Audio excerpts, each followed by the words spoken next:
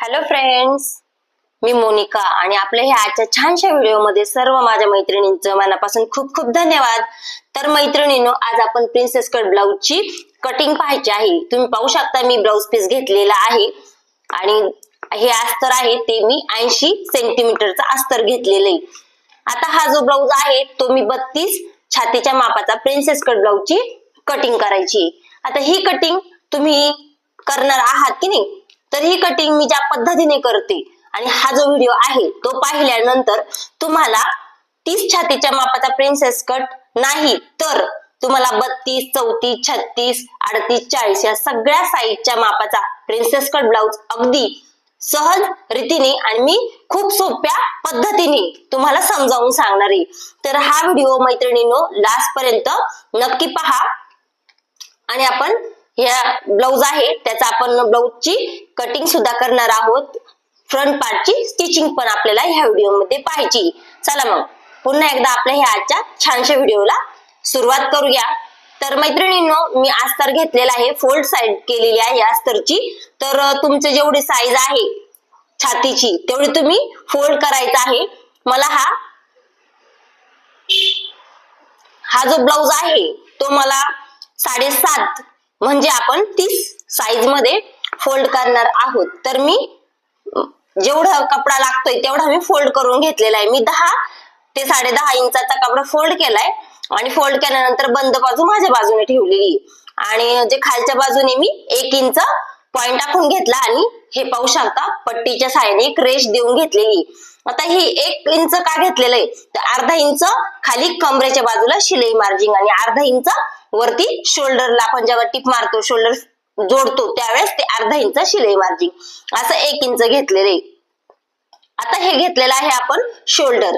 आता मी 30 छातीच्या मापाचा princess cut blouse cutting करते, मग मी शोल्डरची रुंदी घेतलेली आहे 5 इंच। तर मैत्रिणींनो, तुमच्या ब्लाउजची जेवढी उंची असेल त्याच्यामध्ये तुम्ही 1 इंच मिळवायचे। हे पाहू शकता 5 इंच शोल्डर घेतलेला आहे आणि आता आपल्याला मुंढा किती घ्यायचा आहे मैत्रिणींनो, तर आता मी 30 छातीसाठी 5 इंच शोल्डर घेतलेला आहे, मग मी मोंढा 5.5 इंचाचा घेतलेला आहे। 32 साठी मी शोल्डर 5.5 इंच घेतला असतं आणि मोंढा सुद्धा 5.5 इंचाचा घेतला असता। त्याच्या पुढे प्रत्येक साईज साठी मी शोल्डर 5.5 आणि मोंढा 6 इंचाचा घेतला असता। त्यानंतर आपलं जे छातीचं माप आहे ते घ्यायचं आणि त्याच्यामध्ये 2 इंच शिलाई मार्जिन घ्यायचं। 1.5 इंच पण मैत्रिणीने तुम्ही घेऊ शकतात आणि जो मोंढ्याचा आकार आहे तो आपल्याला 1.25 इंचावरून द्यायचा आहे, 1.5 इंचावरून द्यायचा नाहीये। तुम्हाला जर आकार समजत नसेल कशा पद्धतीने द्यायचा तर आपल्या जो मुंढ्याचा मध्य करायचा आहे आणि मध्य केल्यानंतर आपल्याला शेप द्यायचा आहे, व्यवस्थित मुंढ्याचा आकार द्यायचा आहे। जर आपला मुंढ्याचा आकार व्यवस्थित आला नाही तर आपल्या ब्लाउज मध्ये घोळ पडू शकतो, बगलेच्या बाजूने घोळ पडू शकतो, पाठीमागचं फिटिंगच्या बाजूने सुद्धा घोळ पडू शकतो। तर हे फिटिंगचं माप आपण टाकून घेऊ अगोदर। आता हा जो बॅक साइड आहे तो कटिंग करायचा आणि तोच पॅटर्न ठेवून आपल्याला पुढचा पार्ट सुद्धा कटिंग करायचा आहे मैत्रिणींनो। तर ह्या पद्धतीने हा बॅक पार्ट कटिंग करूया।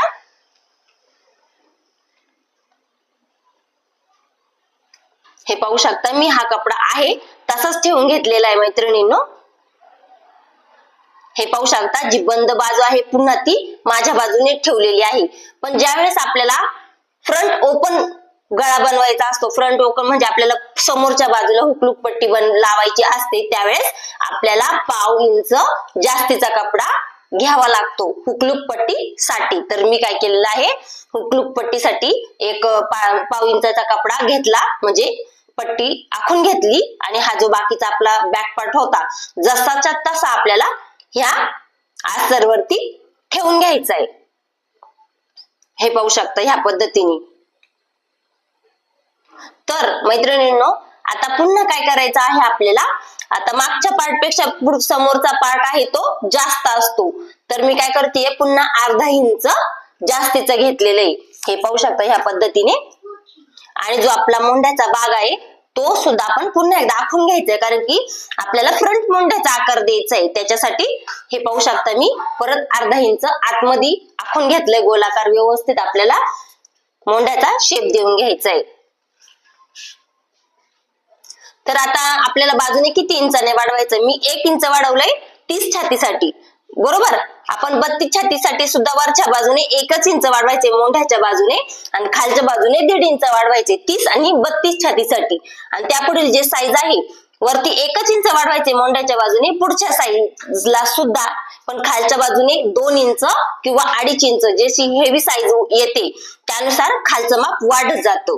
आणि आता गळा रुंदी वरच्या बाजूने मी 2 इंचाची घेतलेली आहे, गळा उंची 6 इंच घेतलेली आहे, 5.5 रेडी पाहिजे. आणि खालच्या बाजूने सुद्धा जी पाव इंच पट्टी सोडून 2.5 इंच गळा रुंदी खालून घेतली.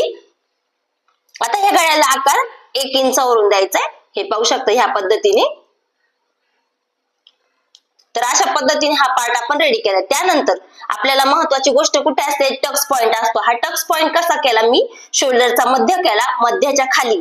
आता साईज नुसार टक्स पॉइंट बदलतो मैत्रिणींनो. तर लक्षात घ्या 32 छातीसाठी 9.5 घ्यायचा. आता हा 30 छातीसाठी मी 9 इंचाचा टक्स पॉइंट घेतलाय. त्यानंतर खालच्या बाजूने आपल्याला प्रिन्सेसचा आकार देण्यासाठी खालच्या बाजूने 3 इंच घेतलं. टक्स पॉइंटच्या बाजूने 3.5 इंच घेतले. यातला फरक लक्षात घ्या. या खालच्या बाजूने 3 इंच आणि मध्ये जे टक्स पॉइंट आपण घेतला ना तिथं 3.5 इंच. ही एक पॉइंट टाकून घ्यायचा अगोदर, हा रेषचा आपण हे टक्स पॉइंटचा हा पॉइंट टाकून घ्यायचा आहे. आता हा जो पॉइंट झाला त्यानंतर सगळ्यात महत्वाची गोष्ट काय आहे, आपला जे आपण इकडं कमरेच्या बाजूने 1.5 इंच वाढवलं की नाही, तिथं कव्हर करायचंय आपल्याला प्रिन्सेसचा पफ येण्यासाठी. प्रिन्सेसची जी कटोरी आहे ती परफेक्ट बसण्यासाठी काय करायचंय, अगोदर प्रिन्सेसचा आकार आखून घ्यायचा. हा प्रिन्सेसचा आकार आखून घेतला, इथं वरच्या बाजूने मोंढ्यातून काढून घेतला. त्यानंतर व्यवस्थित शेप द्यायचा आपल्याला. हे पाहू शकता ह्या पद्धतीने मी प्रिन्सेसचा शेप देऊन घेतलाय.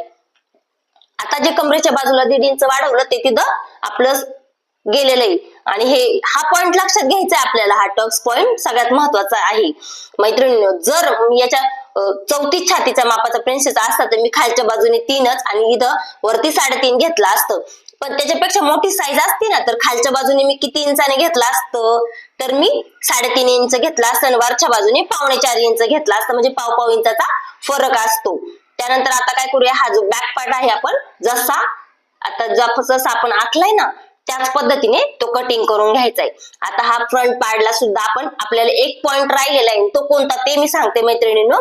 अगोदर काय करूया, आपण हे बाकीचे पार्ट कटिंग करून घेऊया. सगळ्यात महत्वाचा पॉइंट कुठे, आता हा जो 1.5 इंचाचा पॉइंट आहे ना त्याच्या बाजूने लक्षात घ्या मैत्रिणींनो, त्याच्या बाजूने आपण जे खाली 0.5 इंच वाढवले ना ते आता आपल्याला कव्हर करायचंय.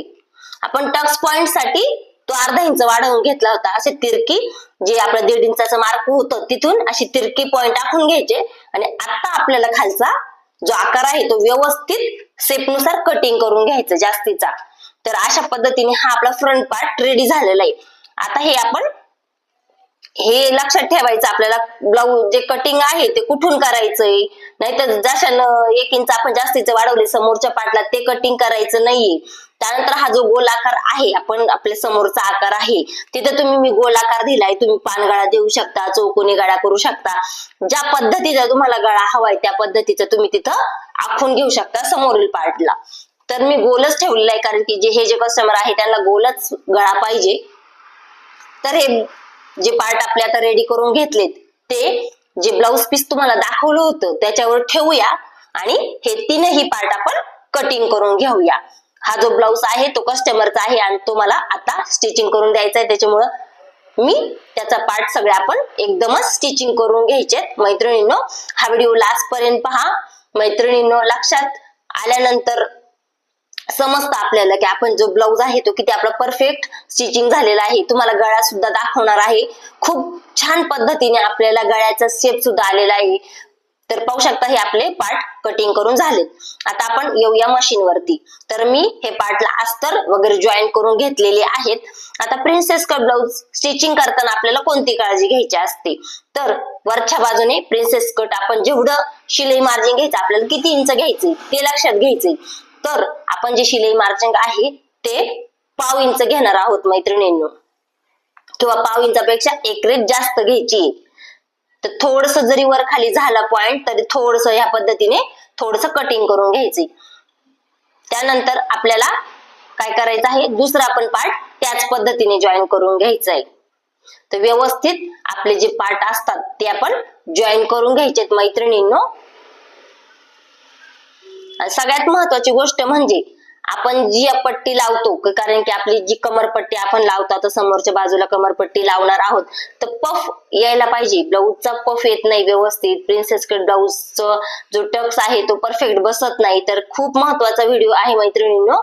हा जर पूर्ण पाहिला त्यानंतर तुम्हाला आपोआपच ब्लाऊजची स्टिचिंग जमणार आहे.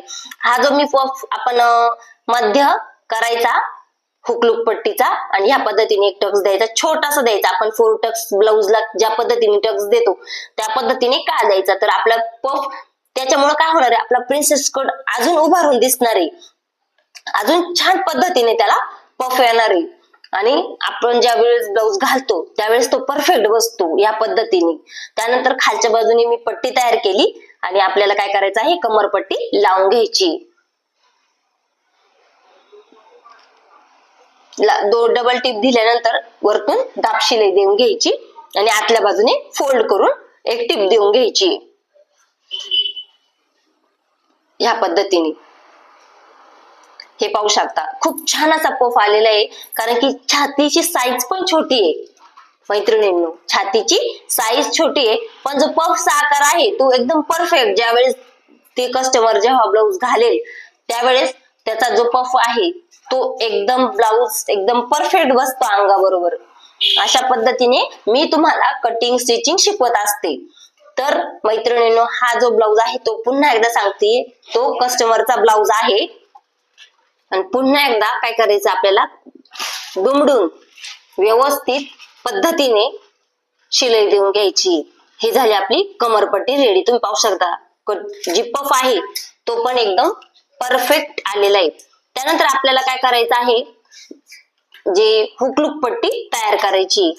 तर पाहू शकता मैत्रिणींनो, कपडा कमी असल्यामुळे आपल्याला जॉईंट द्यावा लागतो. तर मी काय केलं आहे, या पद्धतीने एक शिलाई देऊन घेतली, एका बाजूने दुमडून घेतलं आणि थोडं थोडं कट करून घेतलं. आणि त्यानंतर आता आपल्याला हुकपट्टी रेडी करायची. तर मी वरच्या बाजूने हुकपट्टीच्या दुमडून या पद्धतीने एक शिलाई देऊन घेतलेली आहे. पट्टी फोल्ड बाहेरच्या बाजूने काढून मग दाब शिलाई दिली आणि त्यानंतर आतल्या बाजूने तिला फोल्ड करून घेतलं. इथं काय होणार आहे, आपल्या जे ब्लाऊजचे हुक असतात ते इथं आपण लावून घेणार आहोत. हे पाहू शकता, जी पफ आहे तो खूप महत्वाचा असतो प्रिन्सेस कट ब्लाऊज मध्ये. त्यानंतर आता लूप पट्टी तयार करायची. तर या पद्धतीने फोल्ड केलं, पुन्हा अर्धा इंचाच्या शिलाई मार्जिनने मैत्रिणी लक्षात घ्या, डबल शिलाई देऊन घ्यायची. त्यानंतर दाब शिलाई देऊन घ्यायची व्यवस्थित. आता जिथं आपण शिलाई देऊन घेतली ना त्याच्यावरतीच तो पॉइंट आला पाहिजे, आपली जी पट्टी आली पाहिजे, जास्तीची पट्टी आहे हे पण लक्षात घ्या मैत्रिणींनो. आणि ह्या पद्धतीने प्रिन्सेसचा पाहू शकता गळ्याचा आकार पण, आणि जे कमी जास्त आहे ते कटिंग करून घ्यायचे. हे पाहू शकता आणि आकार सुद्धा एकदम परफेक्ट आलेला आहे आपल्या प्रिन्सेसच्या गळ्याचा. आता ब्लाऊजला गोट लावून घ्यायचा आहे, म्हणजे जो फ्रंट पार्ट आहे त्याला गोट लावून घ्यायचा आहे, म्हणजे गोट पट्टी तयार करून घ्यायची. ती पण मी ह्या पद्धतीने तयार करून घेतलेली आहे.